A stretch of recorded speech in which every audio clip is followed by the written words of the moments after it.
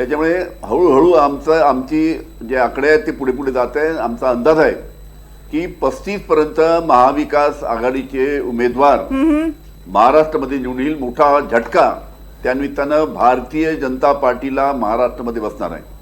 35 म्हणताय तुम्ही, 29 अनिल देशमुख सर 35 म्हणताय तुम्ही, 29 पर्यंत तुम्ही ऑलरेडी पोहोचलेले आहात. कोणत्या 6 जागा आहेत जिथे तुम्हाला अजून अपेक्षा आहे?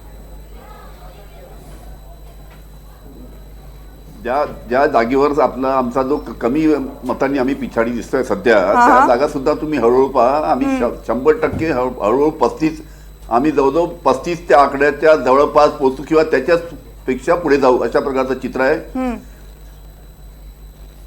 उद्धव ठाकरे यांनी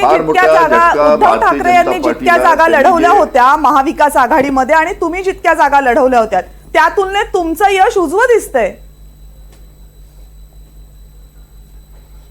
असं आहे, आमचं यश सुद्धा चांगलं आहे. उद्धवजी ठाकरे यांचं सुद्धा यश चांगलं आहे. काँग्रेसचं सुद्धा यश चांगलं आहे. आम्ही तिन्ही पक्षांनी आणि आमच्या मित्रपक्षांनी एकत्र येऊन आम्ही सर्व ही निवडणूक लढवली. त्याच्यामुळे अशा पद्धतीचं महाविकास आघाडीचं जे चित्र आहे ते असं चित्र महाराष्ट्रामध्ये दिसतंय. बरं.